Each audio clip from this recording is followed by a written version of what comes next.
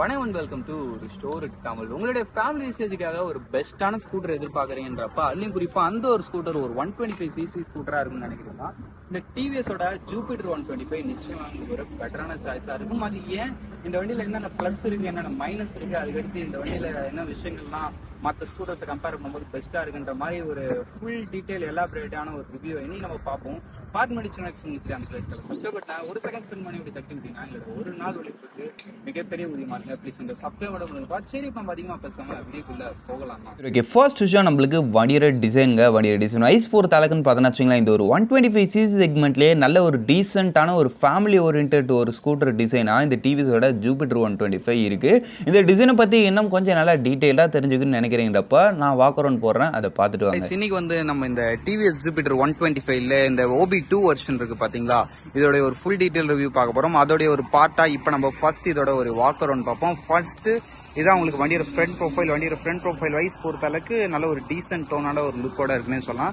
ஃப்ரண்ட்ல உங்களுக்கு LED lights, அதுக்கடுத்து இண்டிகேட்டர்ஸ் வந்து உங்களுக்கு அப்படியே பாடியோட மவுண்டடா வருது. அதுல வந்து எக்ஸ்ட்ரா உங்களுக்கு அந்த ஒரு LED DRLs வருது தெரியும். அதுக்கடுத்து இதுமே இண்டிகேட்டர், அதுக்கடுத்து உங்களுக்கு மட்கார்ட் ஸ்டீல், இதெல்லாம் ஃபைபர் பார்ட்ஸ்ல வரும். பட் இருந்தாலும் ஓவராலா குவாலிட்டின்னு பார்க்கும்போது கொஞ்சம் கம்மி தான். பட் இருந்தாலும் ஓகே, அந்த வண்டியோட பட்ஜெட் செக்மெண்ட்டுக்கு ஓகேன்ற மாதிரி தான் இருக்கு. நெக்ஸ்ட் நம்மளுக்கு இதுதான் வண்டியோட சைட் ப்ரொஃபைல் வைஸ் பொறுத்த அளவுக்கும் அந்த ஒரு ஃபேமிலி டச்சுக்கு எப்படி இருக்குமோ அது மாதிரி தான் இருக்கு. ஓரளவு வண்டி வந்து அந்த ஒரு ஃபேமிலி லுக்கு நல்லாவே இருக்குன்னு சொல்லலாம்.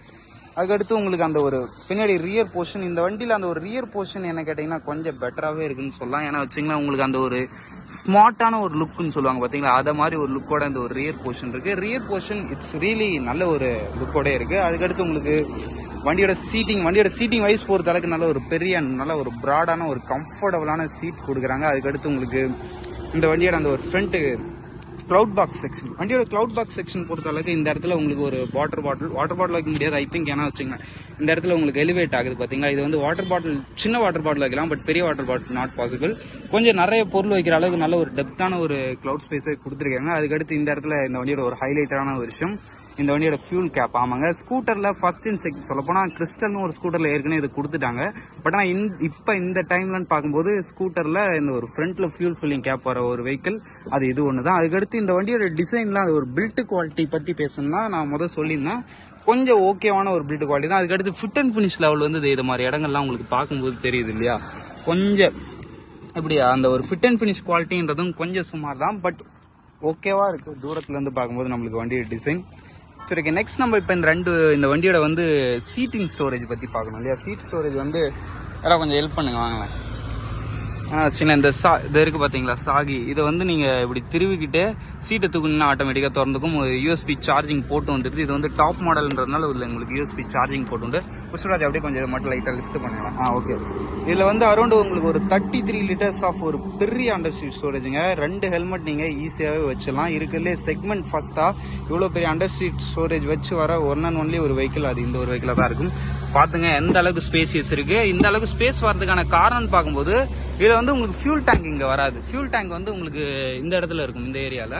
அதனால தான் உங்களுக்கு அந்த அண்டர் சீட் ஸ்டோரேஜில் நல்ல ஒரு பெரிய இடம் இருக்குது. சரி, ஓகே, வாங்க இப்போ நம்ம இந்த வண்டியை ரைட் பண்ணி பார்த்துருக்கோம். சரி, ஓகே. ஓரளவு வண்டியோட வாக் அரவுண்ட் பார்த்துருப்பீங்க. அதில் மோஸ்ட்லி டிசைன் பற்றி இருக்கிற எல்லா ஆஸ்பெக்ட்ஸுமே கவர் பண்ணியிருக்கேன். Under seat storage, glove box, foot board மாதிரி, அதுக்கடுத்து ஃபிட் அண்ட் ஃபினிஷ் குவாலிட்டி மாதிரி எல்லா விஷயங்களும் உங்களுக்கு ஷோ பண்ணிட்டேன்னு நினைக்கிறேன். அதனால் இப்போ நம்ம ஸ்ட்ரைட்டாக ஸ்பெசிஃபிகேஷன்ஸ் உள்ள குதிப்போம், ஐ மீன்ஸ் ஸ்பெக்கு சொல்கிறதுக்கு. சரி, ஓகே. ஃபர்ஸ்ட் நம்மளுக்கு நம்ம ஃபீச்சர்லேருந்து ஆரம்பிப்போம். ஃபீச்சர் வைஸ் பொறுத்த அளவுக்குன்னு பார்த்தோன்னா வச்சுக்கோங்க, இதில் உங்களுக்கு 2 ஆப்ஷன்ஸ் இருக்குது. நீங்கள் நார்மல் வேரியன்ட் போகிறீங்கன்றப்ப இந்த வீடியோவில் காமிக்கிற மாதிரி ஒரு செமி டிஜிட்டல் இன்ஸ்ட்ருமெண்ட் கன்சோல் கிடைக்கும். அதில் வந்து உங்களுக்கு பேசிக் லெவல் ஆஃப் ஃபீச்சர்ஸ் இருக்குன்னு சொல்லலாம்.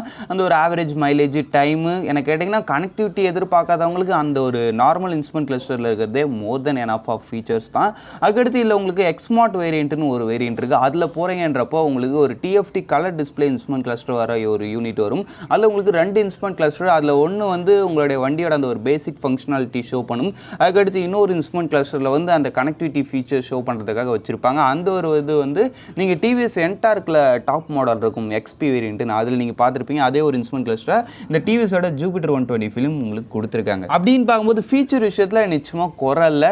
ஓகேவா இருக்குன்னே வச்சுப்போமே. சரி ஓகே, நெக்ஸ்ட் நம்மளுக்கு வண்டியோட லைட்டிங் செக்ஷன் பொறுத்த அளவுக்குன்னு பார்த்தோன்னு வச்சுங்களேன், இல்லை உங்களுக்கு ஃப்ரண்ட்டில் எல்இடி லைட்ஸ் வந்துடுது, அதுக்கடுத்து மற்ற விஷயங்கள் எல்லாம் ஹாலஜன் தான், அதுக்கடுத்து ஃப்ரண்ட்டில் எல்இடி டிஎல்ஸ் வரும்.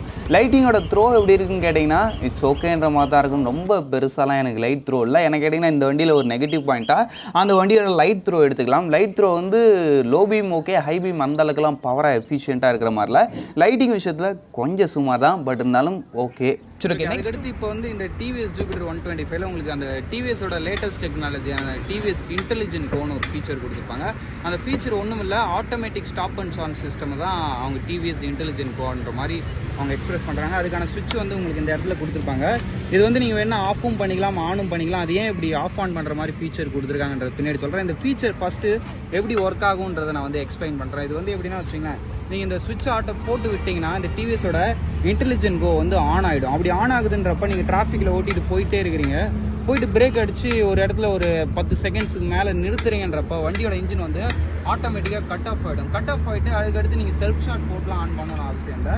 நீங்கள் வண்டியோட பிரேக்ஸை ப்ரெஷ் பண்ணிக்கிட்டு இந்த ஆக்சிலேட்டர் இருக்குது பார்த்தீங்களா, இதை லைட்டாக த்ராட்டில் பண்ணாலே போதும், ஆட்டோமேட்டிக்காக வண்டி ஸ்டார்ட் ஆகிடும். பட் ஆனால் அதை இது மாதிரி சமயத்தில் வந்து நீங்கள் த்ராட்டில் பண்ணி மட்டும் தான் ஸ்டார்ட் பண்ணணும். சப்போஸ் செல்ஃப் சுவிட்ச் கொடுத்து நீங்கள் ஸ்டார்ட் பண்ணுறீங்கப்போ அது வந்து லாக் மாதிரி ஆகி வண்டி ஸ்டார்ட் ஆகாமல் போயிடும். இது மாதிரி ஒரு தாட்டி நானே டிராஃபிக்கில் அவஸ்தப்பட்டிருக்கேன். அதனால் இந்த டிவிஎஸ் இன்டெலிஜென்ட் கோ வந்து கொஞ்சம் தேவையான இடத்துல மட்டும் யூஸ் பண்ணுங்க. ரொம்ப டிராஃபிக் நான் ரொம்ப நிறுத்தி ஓட்ட போகிறேன்ற ரோட்டில் வந்து இந்த ஃபீச்சர் முடிஞ்ச அளவுக்கு ஆஃப் பண்ணி வச்சுங்க. அதனால தான் இந்த ஒரு ஃபீச்சருக்கு ஒரு கட் ஆஃப் சுவிட்சுமே டிவிஎஸ் தரப்புலேருந்தே கொடுத்துருக்காங்க. சரி ஓகே. சரி ஓகே, நெக்ஸ்ட் உங்களுக்கு இந்த வண்டியோட சஸ்பென்ஷன் செட்டப் பற்றி சொன்னா வச்சுங்களேன். ஃப்ரண்ட்டில் உங்களுக்கு டெலஸ்கோபிக் ஹைட்ராலிக் ஃபோர்க் சஸ்பென்ஷனும், பின்னாடி வந்து மோனோஷாக் இன்வெர்ட்டட் எம்ஐஜின்ற ஒரு டைப் ஆஃப் சஸ்பென்ஷனும் கொடுக்குறாங்க. சஸ்பென்ஷனோட சாஃப்ட்னஸ் சும்மா சொல்லக்கூடாது, நல்லாவே இருக்குன்னு சொல்லலாம். பட் என்ன மாதிரி கொஞ்சம் வெயிட்லெஸ்ஸாக இருந்து ஒரு மாடர்ன் ரோட்டில் நீங்கள் ஸ்பீடாக போகிறீன்றப்ப லைட்டாக தூக்கி போகிற மாதிரி ஃபீல் இருக்கும். பட் ஆனால் ஒரு normal day to day city கம்யூட்டுக்கும் ஒரு சில ரக்குடு அந்த ஒரு ரூரல் யூஸ் ரோடெலாம் இருக்கும் பார்த்தீங்களா, கொஞ்சம் மாடர்ன் ரோடு, அதில் நீங்கள் ஸ்லோ ஸ்பீட் மேனுவர் பண்ணுறீங்கன்னப்ப இந்த சஸ்பென்ஷன் எந்த வித சேக்கும் இல்லாமல் உங்களுக்கு நல்ல ஒரு ஸ்மூத்தான ரைடே கொடுக்குன்னு சொல்லலாம். சஸ்பென்ஷன் விஷயத்தில் நல்ல ஒரு கம்ஃபர்டபுளான சஸ்பென்ஷன், யமஹா அளவுக்கு ரொம்ப ஸ்டிஃபும் இல்லை, அதுக்குன்னு எனக்கு ரொம்ப சாஃப்டாக இருந்துச்சுன்னு சொல்கிற அளவுக்கு இல்லை, கொஞ்சம் ஸ்டிஃப் தான். பட் இன்னும் என்ன கேட்டிங்கன்னா காம்படிட்டர்ஸ் பார்க்கும்போது இதோட சஸ்பென்ஷன் இட்ஸ் ரியலி குட். அதுக்கடுத்து இப்போ நம்ம இந்த வண்டியோட இன்ஜின் செக்மெண்ட் பார்ப்போம். இந்த வண்டியோட இன்ஜின் செக்மெண்ட் வைஸ் பொறுத்த அளவுக்குன்னு பார்த்தோன்னா வச்சுங்களேன், இதில் உங்களுக்கு யூஸ் பண்ணிக்கிறது ஒரு 124.8 cc சிங்கிள் சிலிண்டர் 4 ஸ்ட்ரோக் 2 வால்க்கான ஒரு ஏர் கூல்டு இன்ஜின் அப்பா கொடுத்துருக்காங்க. இந்த இன்ஜின் பார்த்தோன்னா வச்சுக்கலாம் 8.04 bhp ஆஃப் பவர்ஸும் 10.5 நியூட்டன் மீட்டர்ஸ் ஆஃப் டார்க்கும் ப்ரொடியூஸ் பண்ணுறது. டாப் ஸ்பீட் கம்பெனி தரப்புலேருந்து 95 வரைக்கும் சொல்கிறாங்க. உங்களுக்கு ஒரு 80-85 வரைக்கும் நல்ல ஒரு புல்லிங் இருக்கும் இன்ஜினில். அதுக்கு மேலே வந்து வண்டி கொஞ்சம் பொறுமையாக தான் அந்த ஒரு 90 கிட்ட போகும். அதனால் பர்ஃபார்மன்ஸ் சும்மா சொல்லக்கூடாது, ஓரளவுக்கு நல்லாவே கொடுத்துருக்காங்கன்னு சொல்லலாம். இந்த வண்டியில் ஒரு கம்ஃபர்டபுளான க்ரூசிங் ஸ்பீடாக நீங்கள் ஒரு 60லேயே மெயின்டைன் பண்ணுறீங்கிறப்ப கூட இந்த வண்டி எந்த இது ஸ்ட்ரெஸ்ஸுமே இல்லாத ஜம்முன்னு போகிற மாதிரி இருக்கும். அப்படின்னு பார்க்கும்போது ஓவராலாக பர்ஃபார்மன்ஸ் எக்ஸ்பர்ட்ஸுமே இந்த இடத்துல டிவிஎஸ் நல்லாவே ஃபுல்ஃபில் பண்ணியிருக்காங்க. நெக்ஸ்ட் உங்களுக்கு வண்டியோட மைலேஜ் பொறுத்த அளவுக்குன்னு பார்த்தோன்னா வச்சுங்களேன் 50 km/லிட்டர் வரைக்கும் கம்பெனி தரப்புலேருந்து சொல்கிறாங்க. எனக்கு தெரிஞ்சு நீங்கள் ஒரு டே டு டே சிட்டி யூசேஜுக்கு ஒரு 40 to 50, அதான் ஒரு 45 or 48 அது மாதிரி கூட கிடைக்கிறதுக்கான சான்சஸ் இருக்குது. ஒரு 40 to 45 வரைக்கும் எடுத்துங்களேன். அப்படின்னு பார்க்கும்போது கூட ஒரு 125 cc ஸ்கூட்டருக்கு இது ஒரு நல்ல மைலேஜ்னே சொல்லலாம். சரி ஓகே, ஓவராலாக பார்க்கும்போது பர்ஃபார்மன்ஸும் மைலேஜ் இட்ஸ் ஓகே, இன்ஜின் செக்மெண்ட்டில் நல்லாவே பண்ணியிருக்காங்க. சரி ஓகே, இந்த இடத்துல இன்ஜின் ரிஃபைன்மெண்ட் அது மாதிரி வைப்ரேஷன் இஷ்யூ அதெல்லாம் என்ன எப்படி இருக்குன்னு கேட்டிங்கன்னா வச்சுங்களேன், இன்ஜின் ரிஃபைன்மெண்ட்டு எப்பயும் போல் டிவிஎஸ் கிட்ட கொஞ்சம் சுமார் தான், பட் இருந்தாலும் ஓகே பெரிய இஷ்யூவாக தெரியல எனக்கு இந்த ஒரு வெஹிக்கிளில். அதுக்கடுத்து உங்களுக்கு அந்த ஒரு வைப்ரேஷன் இஷ்யூ இருக்கான்னு கேட்டிங்கன்னா நிச்சயமாக இருக்குது. லோ எண்டில் ஒரு குறிப்பிட்ட ஸ்பீடில் உங்களுக்கு வைப்ரேஷன் இருக்குது. அது நீங்கள் ஒரு நல்ல ரைடிங் ஸ்டைல் மெயின்டைன் பண்ணுறப்ப அந்த ஒரு இஷ்யூ வராது. பட் நிச்சயமாக ஒரு சில குறிப்பிட்ட ஆர்பிஎம்ஸில் இந்த வண்டியில் வைப்ரேஷன் இருக்க தான் செய்யுது. பட் இருந்தாலும் அந்த வைப்ரேஷன் வந்து உங்களுடைய ரைடிங்கை அஃபெக்ட் பண்ணுற அளவுக்கு இல்லை, ஒரு குறிப்பிட்ட ஸ்பீடில் தான். அது தாண்டிங்கன்றப்போ வண்டி ஸ்மூத்தாக போகுது. இப்போ ஒரு 40 தொட்டிங்க இல்லை ஒரு 60 தொட்டிங்கன்னா அந்த இடத்துலாம் எதுவுமே தெரியாது, வண்டி மாற்ற அப்படியே ஸ்மூத்தாக போய்கிட்டே இருக்கும். அந்த ஒரு விஷயம் எனக்கு இந்த வண்டியில் ரொம்ப பிடிச்சிருந்துச்சு. பட் வைப்ரேஷன் லைட்டாக இருக்குது. சரி ஓகே, ஓவராலாக வண்டியோட பவர் விஷயத்தில் நிச்சயமாக டிவிஎஸ் சூப்பராக பண்ணியிருக்காங்க. அதுக்கேற்ற மாதிரி சேஃப்டி கொடுத்துருக்காங்களான்னு பார்த்துருவோமா. சரி ஓகே, நெக்ஸ்ட் நம்மளுக்கு வண்டியோட பிரேக்கிங் செக்மெண்ட் வைஸ் பொறுத்த அளவுக்குன்னு பார்த்தோன்னு வச்சுங்களேன், இல்லை உங்களுக்கு ஃப்ரண்ட்டில் ஒரு 220 mm டிஸ்க் பிரேக் கொடுக்குறாங்க, இல்லை 130 mm ட்ரம் பிரேக். என்ன கேட்டிங்கன்னா முடிஞ்ச அளவுக்கு நீங்கள் டிஸ்க் பிரேக் ஆப்ஷன் போனால் நல்லா இருக்குன்றது என்னோட ஒரு சஜஷன். பின்னாடி வந்து 130 mm ட்ரம் பிரேக். பின்னாடி கொடுத்துருக்க ட்ரம் பிரேக்கில் அந்தளவுக்கு பெருசாக எனக்கு பைட்டு ஃபீல் ஆகலை, ஒரு நார்மலான பைட்டு தான். ஃப்ரண்ட்டில் கொடுத்துருக்க டிஸ்க் பிரேக்கு ஓகேப்பா, டிஸ்க் பிரேக்குன்ற ஒரு ஃபீல் கொடுக்குது பிடிக்கும் போது. ஓரளவு பிரேக்கிங்க்கு பொறுத்தளவுக்கு எனக்கு ஒரு 5 ஸ்டார்னா இதுக்கு ஒரு 3 ஸ்டார் ரேட்டிங் தான் கொடுப்பேன். ஏன்னா பின்னாடி பிரேக்கில் அந்த அளவுக்கு எனக்கு பைட்டு ஃபீல் ஆகலை, முன்னாடி பிரேக் தான் ஓரளவுக்கு ஓகேவாக இருக்குன்றதுனால பிரேக்கிங் செக்மெண்ட்டில் ஓரளவுக்கு பண்ணியிருக்காங்க டிவிஎஸ். கேட்டிங்கன்னா ஸ்லோ ஸ்பீட் மேனுவரிங்க்கு இட்ஸ் ஓகேனே சொல்லலாம். சரி ஓகே, நெக்ஸ்ட் உங்களுக்கு வண்டியோட டயர் செக்மெண்ட் பொறுத்த அளவுக்குன்னு பார்த்தோம்னு வச்சுக்கலாம், ஃப்ரண்ட் அண்ட் பேக் போத் உங்களுக்கு 90/90 செக்ஷன் டயர்ஸ் கொடுக்குறாங்க. டயர்ஸ் விஷயத்தில் சும்மா சொல்லக்கூடாது, ஓரளவுக்கு நல்லாவே இருக்குது. அந்த ஒரு கார்னரிங் ஃபீட்பேக், ஹேண்டலிங் மாதிரி விஷயங்கள் நல்லாவே கொடுத்துருக்காங்கன்னு சொல்லலாம். அதுலேயும் குறிப்பாக வந்து இதில் வந்து அந்த ஒரு டிவிஎஸோட பாடி பேலன்ஸ் டெக்னாலஜின்னு ஒரு விஷயம் யூஸ் பண்ணியிருக்காங்க. அதனால் நீங்கள் எவ்வளோ ஸ்பீட் போனாலும் உங்களுக்கு வண்டி வந்து அந்த ஒரு மாதிரி ஒரு சைடு இழுக்கிறதோ ஒரு மாதிரி அலையிற மாதிரிலாம் எதுவுமே இல்லை. உங்களுக்கு வண்டி அப்படியே அந்த ஒரு ஸ்பீட்லேயே அது மாட்டு ஸ்மூத்தாக அப்படியே ஸ்டேபிளாக போயிட்டுருக்கும். அந்த ஒரு விஷயம் இந்த வண்டியில் என்னை ரொம்பவே இம்ப்ரெஸ் பண்ணிச்சுன்னே சொல்லலாம். சரி ஓகே, நெக்ஸ்ட் நம்மளுக்கு இந்த வண்டியோட total weight and seat height மாதிரி விஷயங்கள் பார்ப்போம். டோட்டல் வெயிட் பொறுத்த அளவுக்கு இந்த வண்டியோட டோட்டல் வெயிட் வந்து அரௌண்ட் ஒரு 109 kg, அதான் ஒரு 109 கிலோ கிட்ட வருது. வண்டியோட வெயிட் லைட்டாக இருக்கா இல்லை கொஞ்சம் ஹெவியாக ஃபீல் ஆகுதான்னு கேட்டிங்கன்னா லைட்டாக ஹெவியாக தான் ஃபீல் ஆகுது.